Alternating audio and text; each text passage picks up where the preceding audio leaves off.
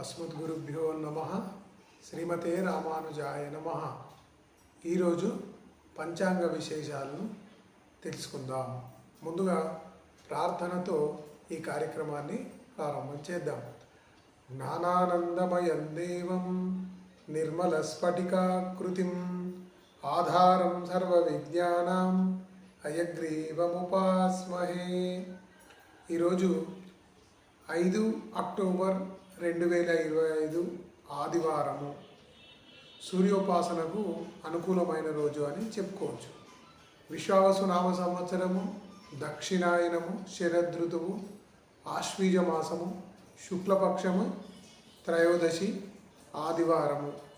శతభిష నక్షత్రం ఉదయం 7 గంటల వరకు, తర్వాత పూర్వభాద్ర నక్షత్రము.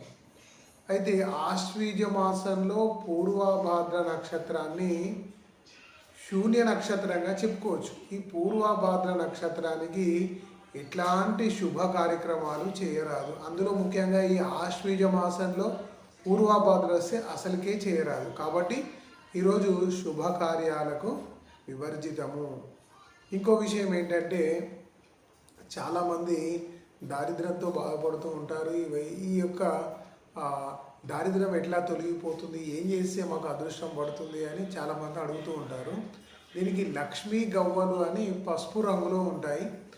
వాటిని ప్రతి శుక్రవారం అభిషేకం చేసి కాస్త కుంకుమార్చన చేయండి.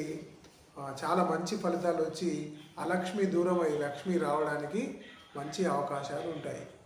ఇంకో విషయం ఏంటంటే, గాతవారం ఉంది, ఏవైనా శుభ కార్యక్రమాలు చేసుకోవచ్చా? గాతవారం రోజు వివాహం చేసుకోవచ్చు, శ్రీమంతం చేసుకోవచ్చు, ఇంకా చాలా కార్యక్రమాలు చేసుకోవడానికి అనుకూలమైంది. గాతవారం నాడు చేయకూడని పనులు చాలా ఉన్నాయి. అందులో ఈ ముఖ్యంగా వివాహం లాంటి గాతవారం కూడా చేయొచ్చు అని శాస్త్రవచనము. మరిన్ని విశేషాలను మరొక రోజు తెలుసుకుందాం. ఈ జ్ఞానప్రదీపం అనే ఛానల్ని సబ్స్క్రైబ్ చేయండి, షేర్ చేయండి, లైక్ చేయండి.